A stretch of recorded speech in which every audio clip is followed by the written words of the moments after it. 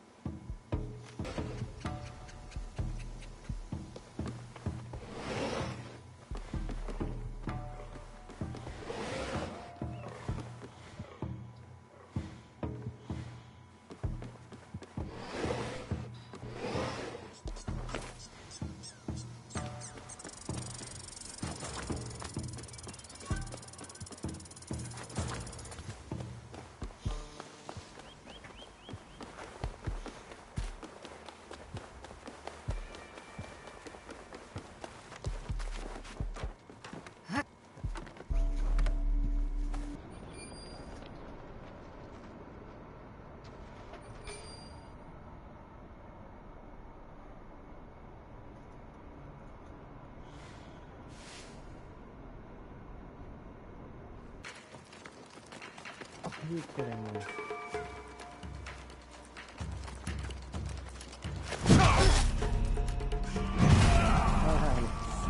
Rations.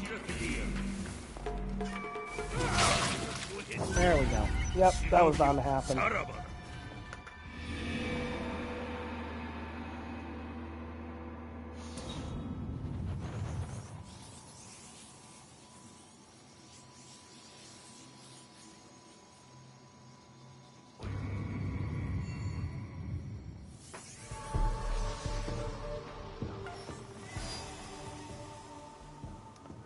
Okay.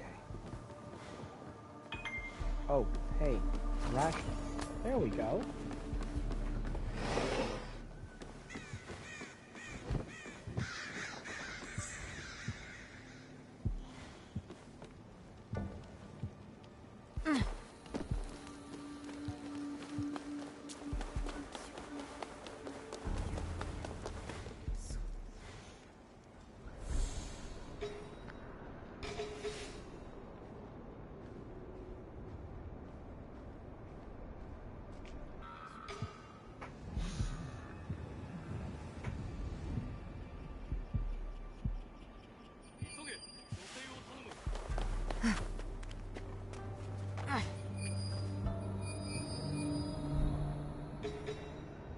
Oh, cool, there's a guardian here. Why is there a guardian here? I'm inside a fort, so I haven't been killing people outside of their fort, and I haven't got any bells rung on me. That's weird.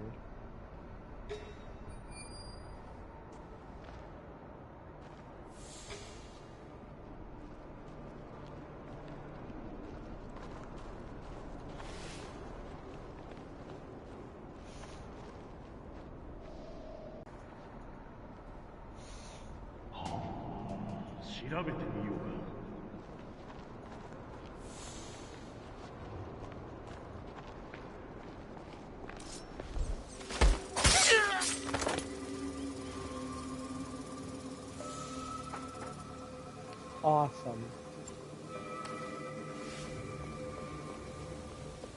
That kind of sums up my connection at the moment. Desynchronized.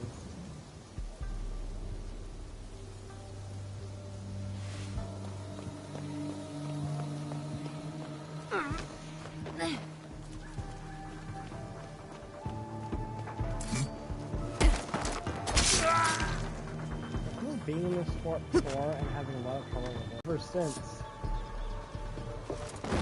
Yeah, because I had to leave. I had to leave the thing behind because I couldn't do this one yet.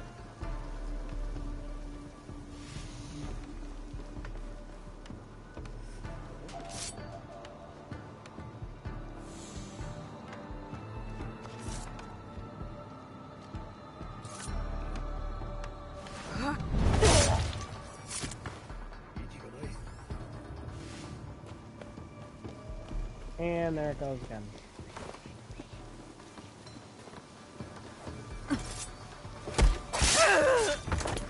Yep, video's gone again.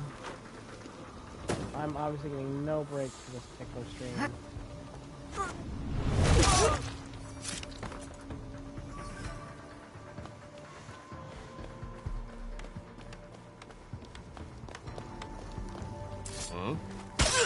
I'm still out here just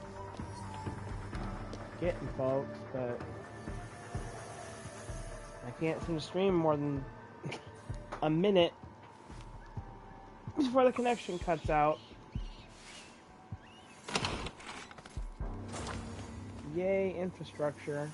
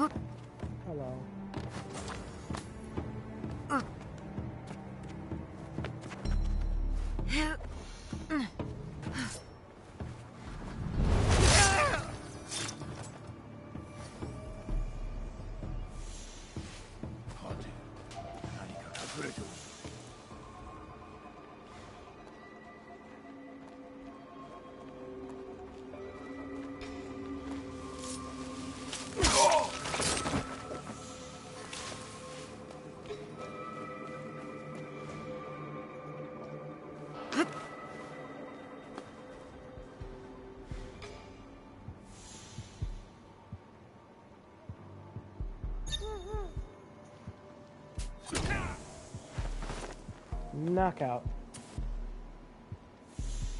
Infrastructure week, yeah. Yay. Glad we have infrastructure. Glad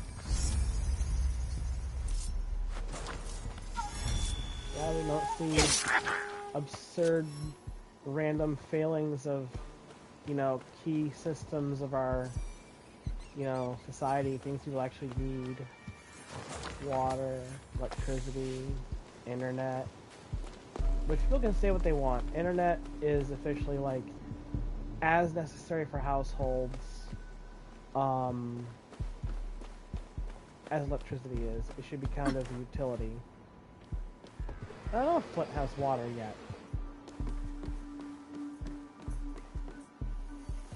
But you know, I mean, since I can't show myself playing Assassin's Creed, I might as well go ahead and look up whether or not Flint, Michigan even has water yet.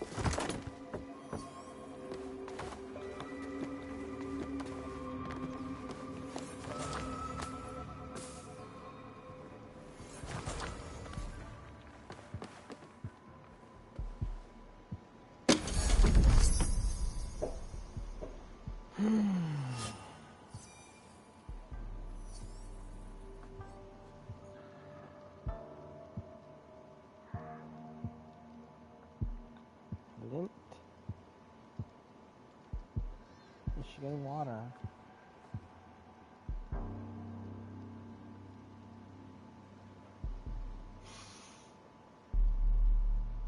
One day ago, according to NBC News, Flint replaces most lead pipes 10 years after the Michigan water crisis. The Center for Disease Control and Prevention estimates the water crisis exposed nearly 100,000 residents of Flint to lead.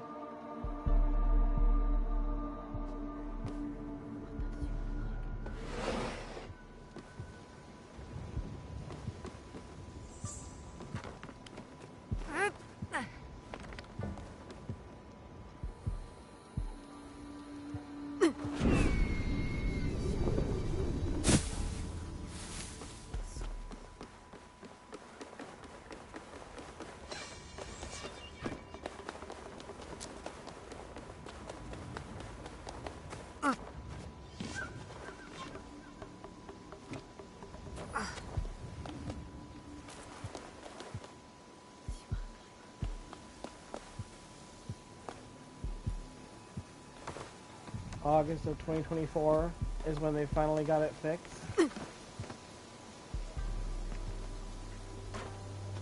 Which actually noted a reduction in lead, but but a lot of them still won't. Great.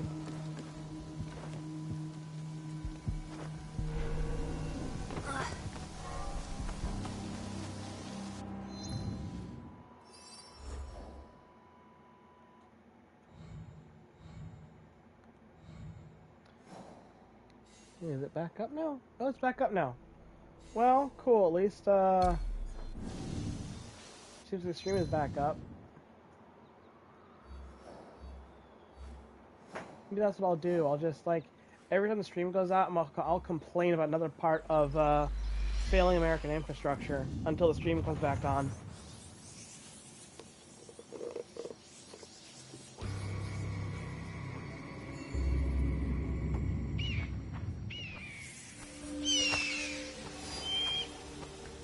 Next, start bitching about how electric cars are being basically forgotten about.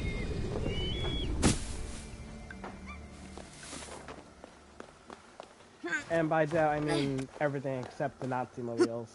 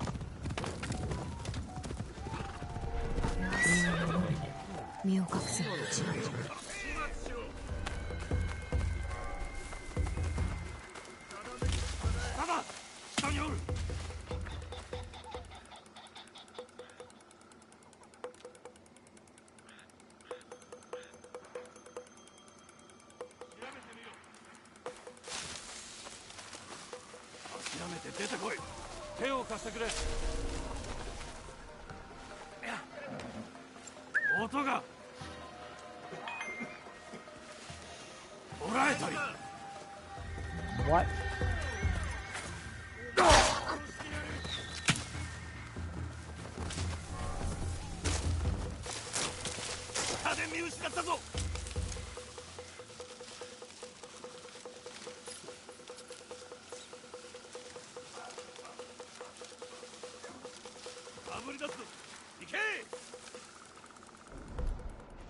調べた方がいいな。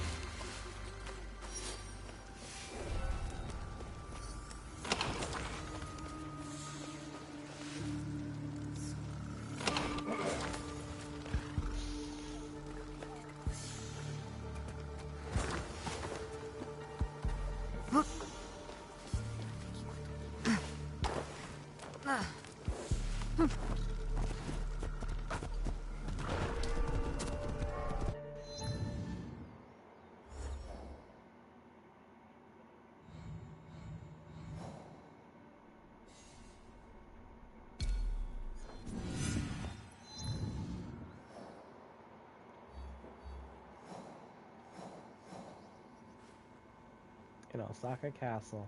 Cool.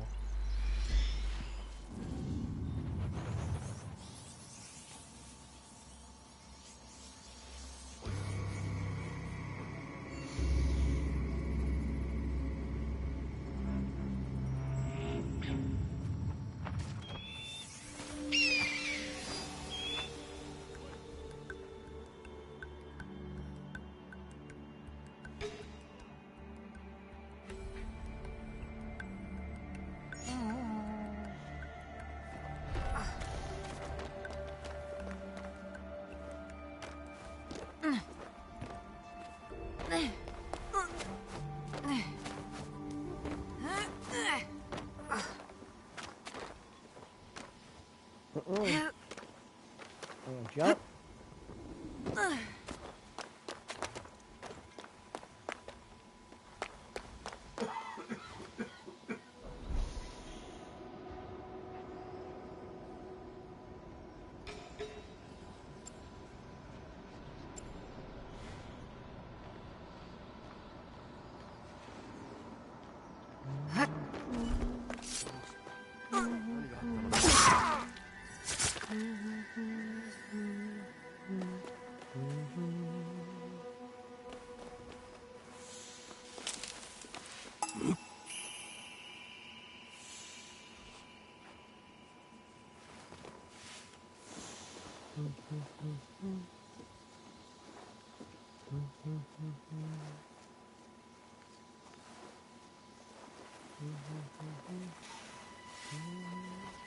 挑んだことを食いさせてやる。見ろ、何があるか見てこい。取り残したか。くせ者は必ず見つけ出せ。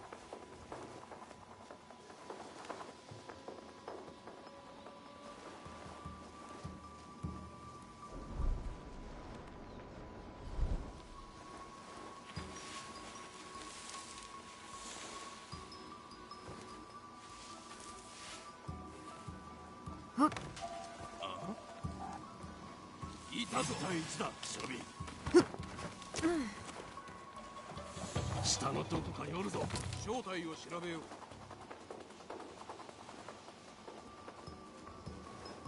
手伝うてくれ。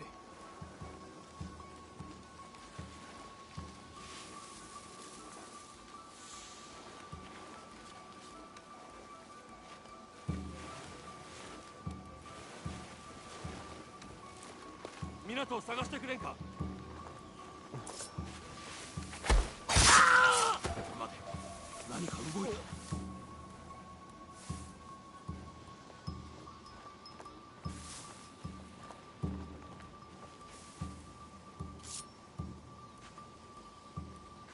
おい、あの女は止めねば。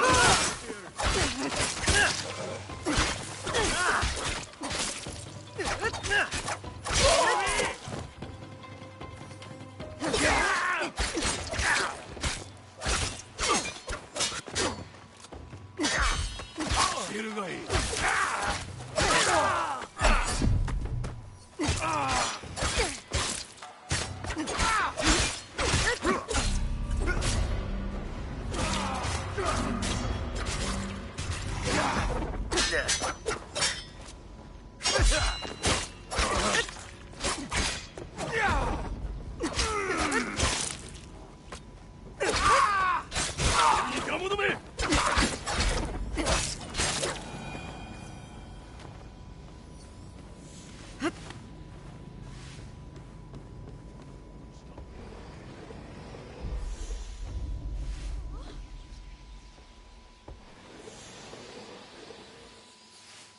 And he is knocked the out already.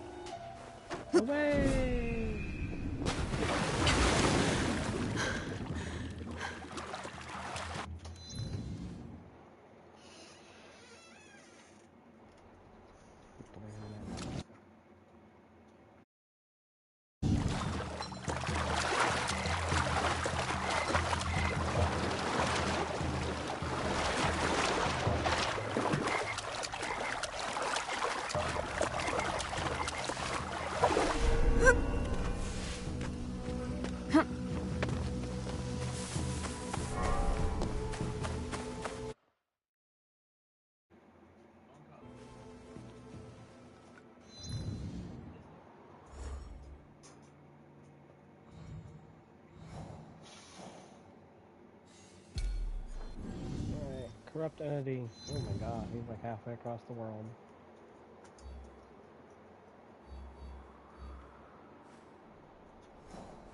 In Iga.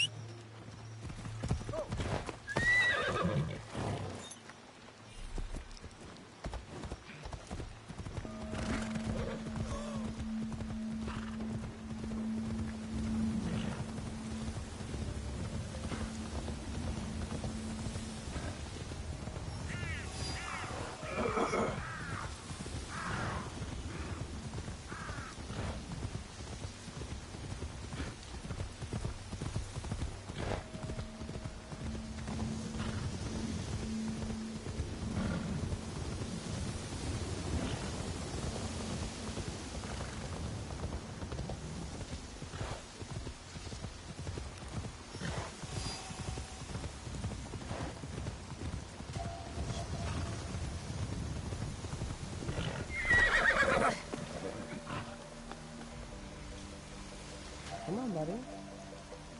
I see you. I know who you are.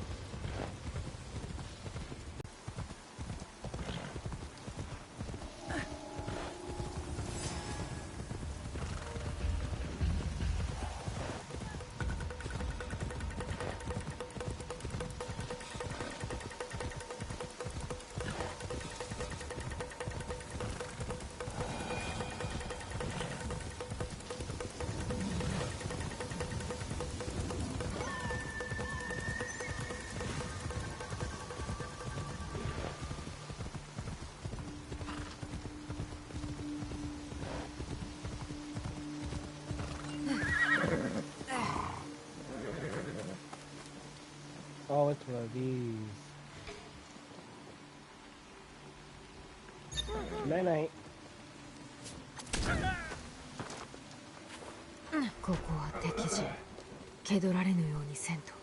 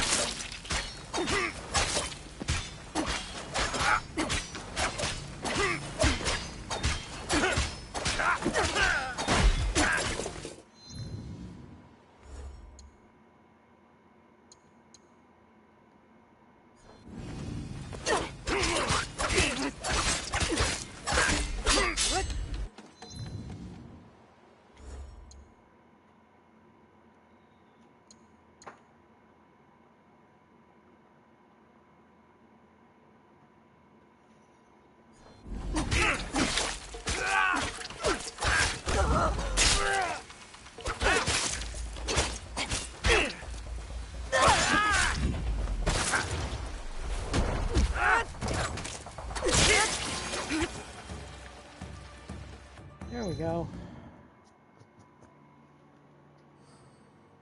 Oh, those are done.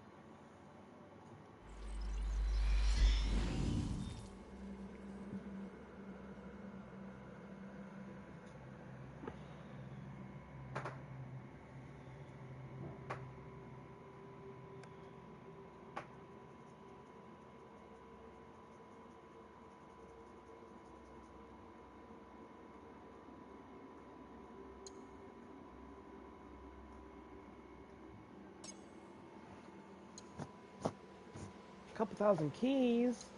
Don't mind if I do.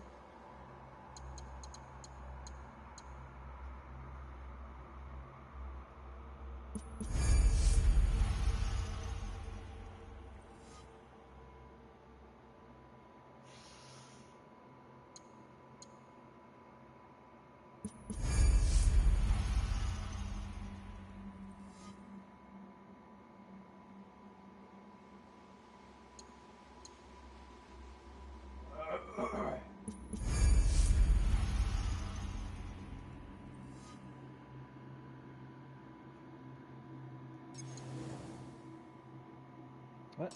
Okay.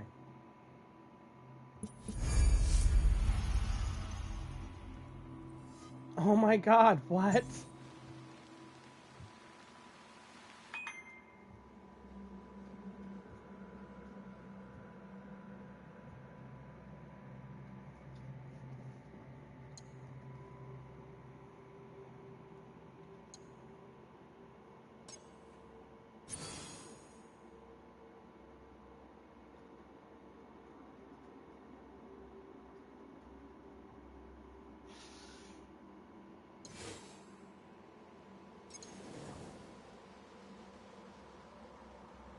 Because I have less to get more keys.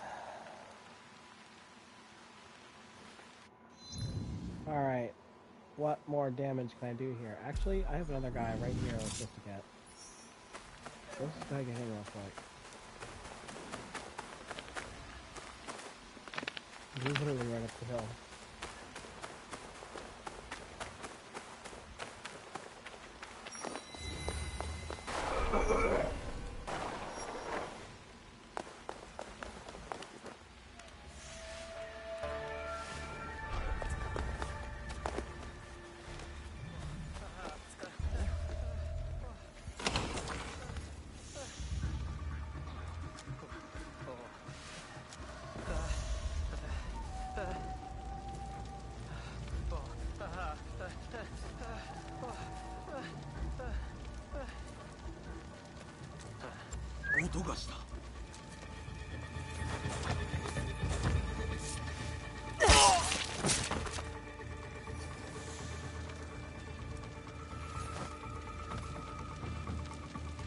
何かいるぞ。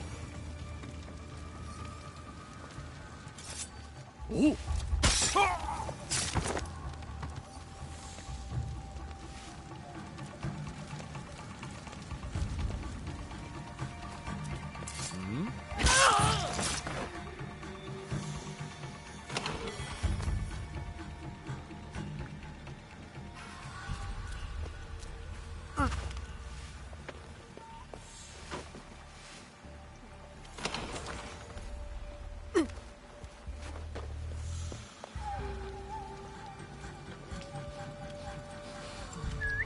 何かが。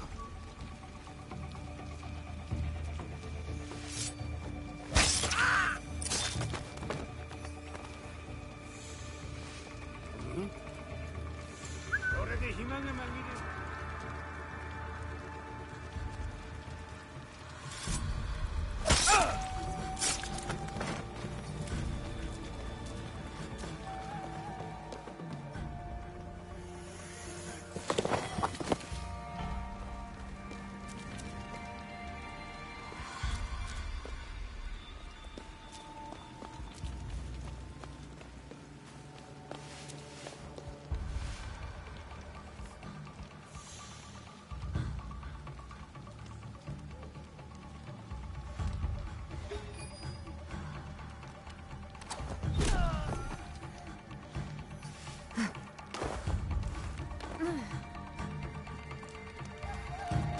動いた。首をへし折ってやるよ。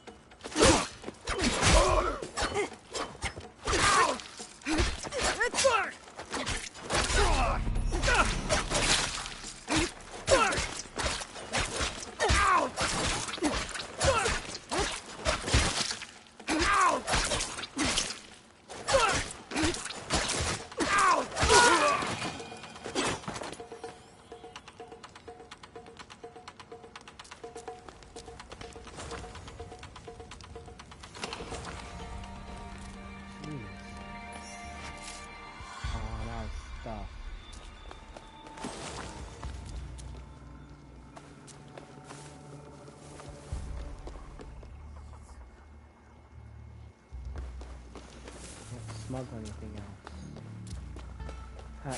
There's a lot of stuff to smuggle here. Wow.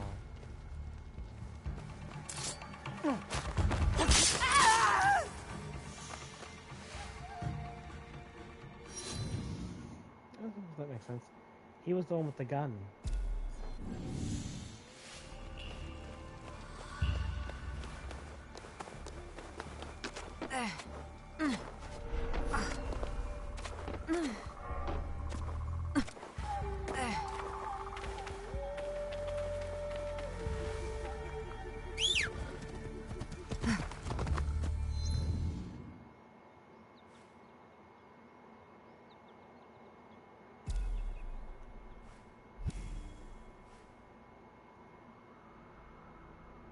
Ooh, that's a cool helmet. Hold up.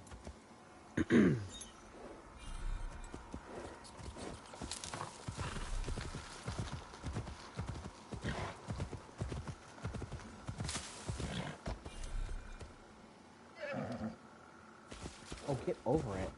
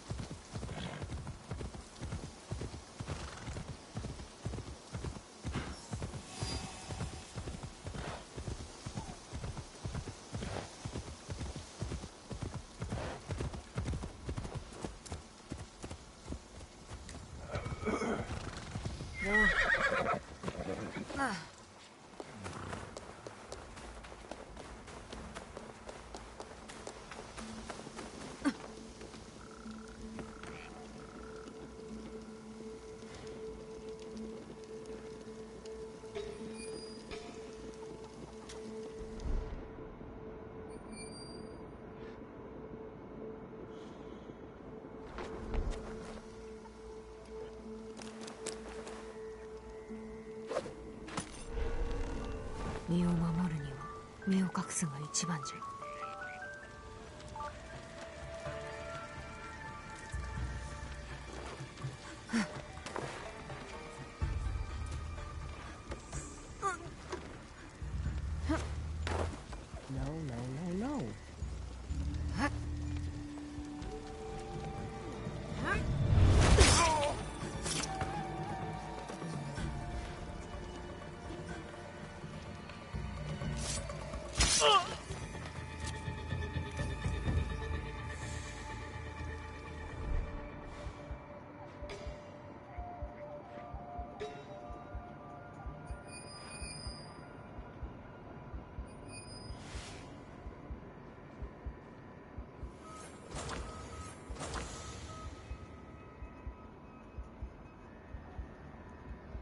Never-ending stories, Isekai.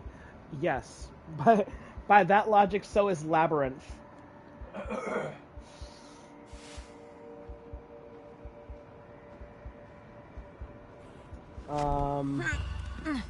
Then there's a kid in King Arthur's Court.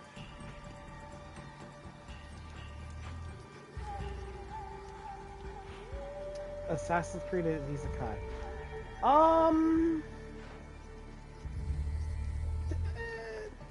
Maybe. I suppose you could stretch it. The one thing that would make me say Assassin's Creed is not an isekai is necessarily the fact that even within the lore of Assassin's Creed, like the person who's taking place, the person who's like watching all this or doing all this, yeah, like even in the lore, it's technically a virtual dive.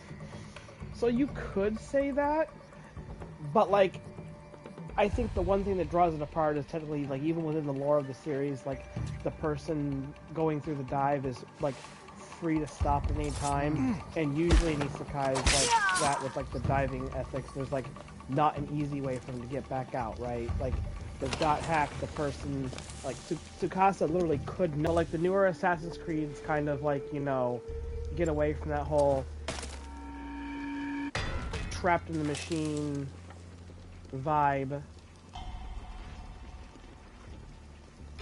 because like Desmond can't necessarily leave, at least in the first one. If he wants to, he has to stay for the entirety of the experiment, you know. And then even then when he's able to leave a session, number one, it's only because somebody else is vouching for, like, dude, he can't keep going through all this stuff.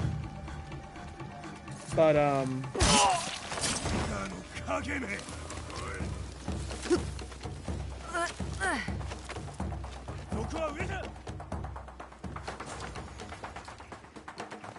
I think the interesting thing about Assassin's Creed is that it tries to be a meta commentary on, like, commodification, because, like, the Animus is necessarily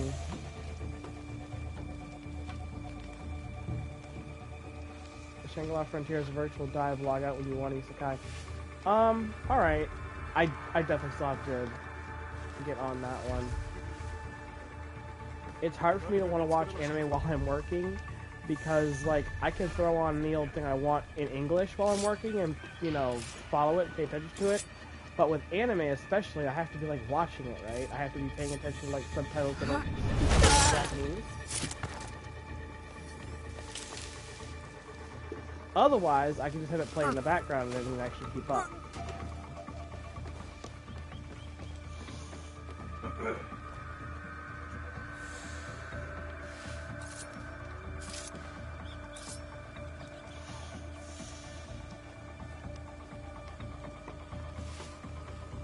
Double, double, double!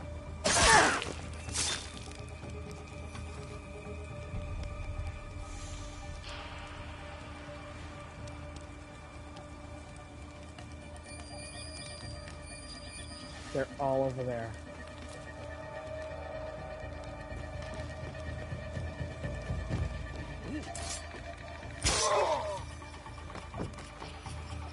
Almost didn't do in there. They're harder to pull off in this game than some other Assassin's Creeds, which I think it makes sense.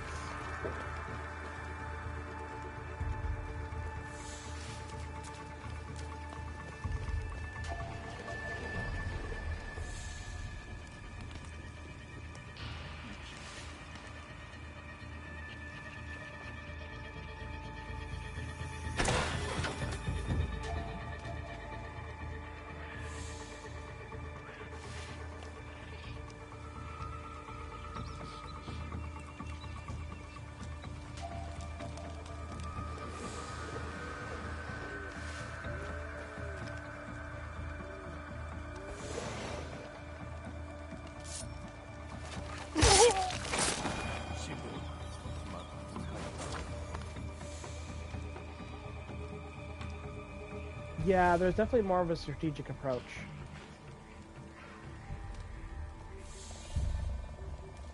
Well, having the split between Yasuke and Naoi to fill both of those roles really helps differentiate and separate out the playstyles. Like another Assassin's Creed, like especially with Ezio. Ezio was such an all-around character that he could just do everything. And I think that's part of one of the reasons why he's so popular. Like number one, it's the power fantasy of like the typical like, you know, game protagonist can do all, one-man army sort of thing. Like, combat's not even as difficult for Ezio to deal with than it was for Altair. In the first Assassin's Creed, you really did feel like, ah, crap, I gotta fight these guys. And you could still get overwhelmed really easy. It was kind of hard for Ezio to get overwhelmed.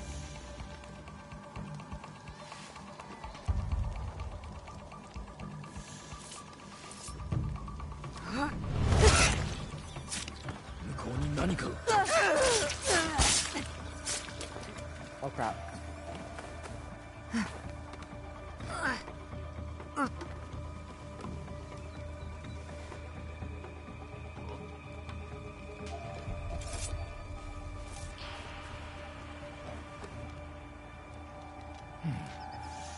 He did go to the very last place he saw me.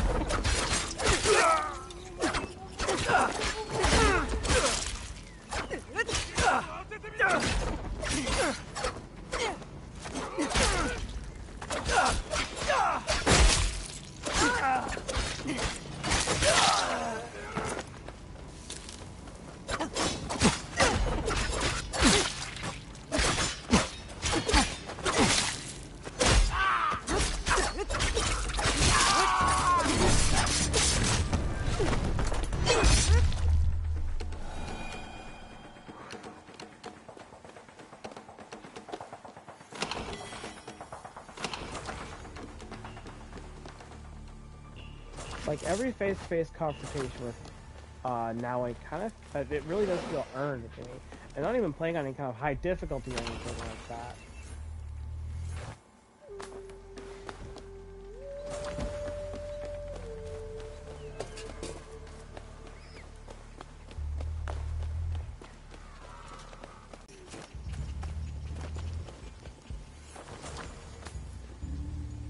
Oh yeah, and it's a completely different feeling when Yasuke is taking chunks off of them, literally in some cases.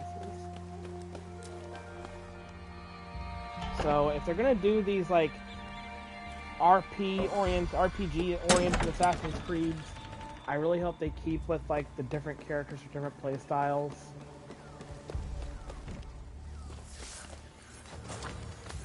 What I hope they don't do is try to make like an RPG. Like I used to think it would be a good idea if they made an RPG-based Assassin's Creed where you just make your own character. Ah, crap. Scan the fire real quick. Idea. Yeah, there was like a gacha Assassin's Creed game for a bit, and there goes the picture again. But so yeah, let's go ahead and talk about the Assassin's Creed gacha mobile game. I played that for a bit, and it had some really neat ideas. I don't know where it is now. It's probably shut down. A lot of gacha games just don't last.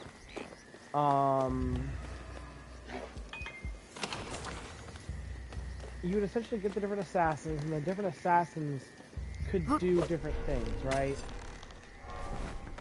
And then, like, you'd have various elements to a stage you'd have to complete, and you'd have a better or worse chance of doing them depending on what assassins you had to complete what event. Like, you know, let's say like certain assassins were better at air assassinations.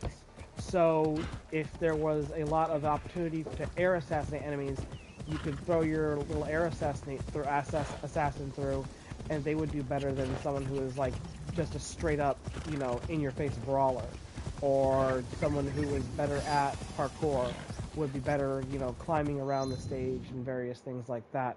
You didn't really get to control the assassins in the same way.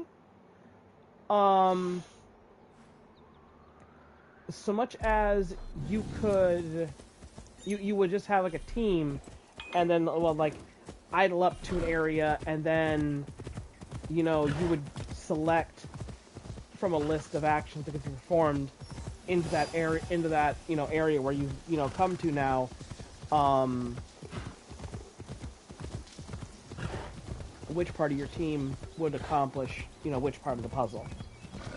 It was, I mean, it was fun for a bit, but it was another one of those gacha games I don't like, where not only you have to gacha for characters, but then, like, unless you get, like, a bunch of shards to, like, really increase their level, then, like, the characters you want are basically useless. And, like, that's where you know, you would get a lot of the pay-to-win stuff. Because, like, if you wanted to have Ezio, you could have Ezio, and you could have a subpar Ezio, or you could spend a bunch of money to pull Ezio 5 or 6 times so you could max him out. You know, those sorts of, that sort of mechanic. And I cannot stand that with gacha games. The best gacha game that I've played to date is still Final Fantasy Dissidia Opera Omnia. Like, hands down, the best gacha game I've played. Because you could get the characters that you wanted regardless. Like, the character, no matter what character it was. You wanted Sephiroth, boom, you got Sephiroth. You wanted Vincent, boom, you got Vincent. You wanted Cloud, Squall, Zidane, you wanted Lightning, you could get them. The biggest part about Dissidia Opera Omnia is you had to gacha for the weapons. And then eventually, at one point, you know, every character had like 5 or 6 weapons to really max them out. You know, and there were then crystals or things like this. But a lot of it was very doable as a free-to-play person. Like, I played that game for like, what, 5 years? Like, the entire time of its existence, I played that game. And I never felt the need to spend money in order to get the characters and weapons that I wanted. You know, because the game had really good pull rates, and like a lot of free tickets and premium currency just for like clearing content, doing the events, things like this.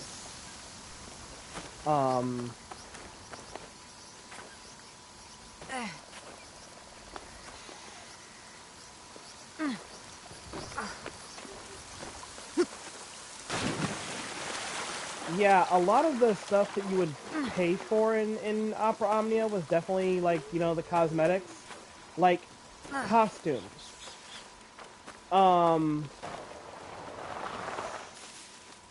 Every costume bundle was like, $40,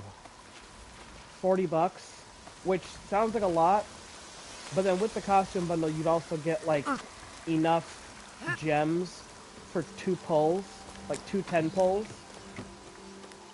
So what you were basically doing is you were paying for premium currency and then getting a costume for free. Is how I usually saw that with the costume bundles.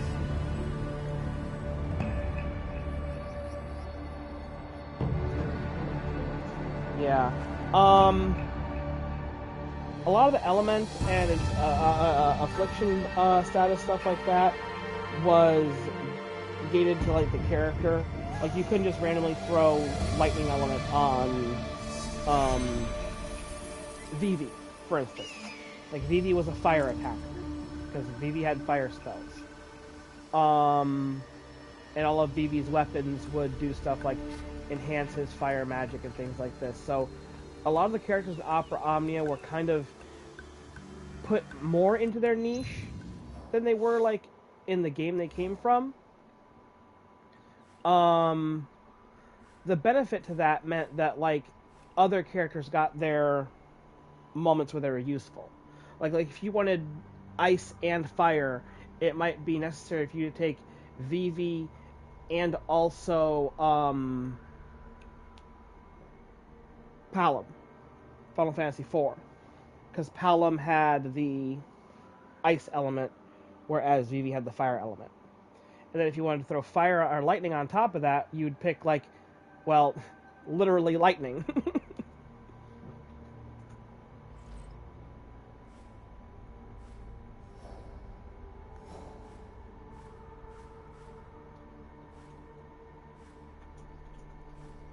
Oh, look at that, the Art of Kintsugi.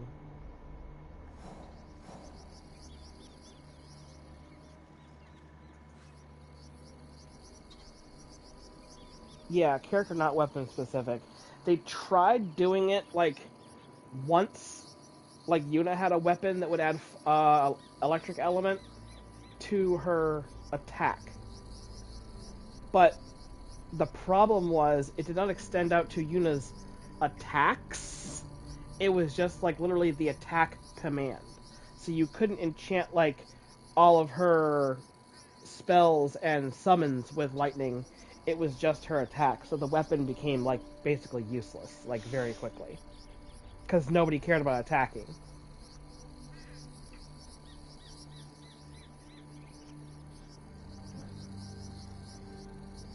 The the fun thing about that game is like a lot of the abilities kind of became cinematic in a way, because it was based on the Dissidia games, so it wasn't just like, oh, your attacks do HP damage. Your attacks did brave damage, and so you would build up brave and then dump all that brave into an HP attack. It also meant you had like the break mechanics, and you know, not only could you break enemies, but then your characters could get broken.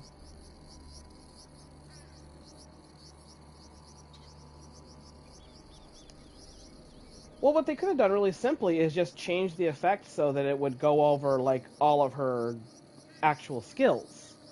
You know, that would have been a way to make that weapon like actually useful.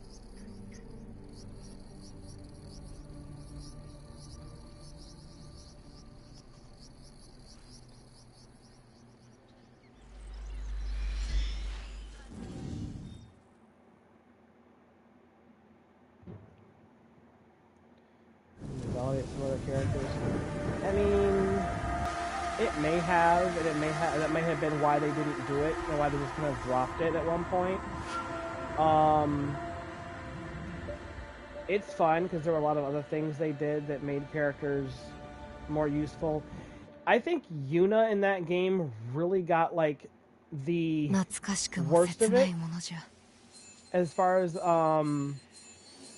characters go, because not only was Yuna not only did Yuna have that really like bugged weapon that was useless, Yuna was also one of the characters that was known as the Cursed. The Cursed Nine. It was Yuna, Aerith, Sarah, Vivi. ここで見たものは死ぬまで忘れん。もしくは仇を討つまでは。Well, the fans end up calling them that because what they did is, you have this artifact mechanic in Opera Omnia where you have to fuse this artifact together, and it gives your character new passives based on, you know, that. What happened with the handful of these characters is they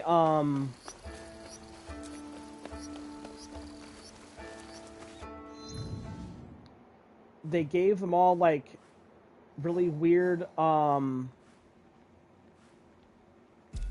artifacts to get that really enhanced their abilities, but they were super rare to get. And they did that instead of giving the characters a rework like a bunch of other characters got.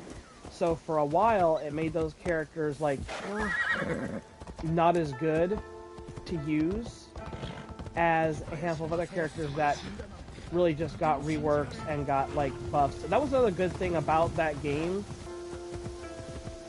You know, you might have a favorite character, like seeing your favorite character was like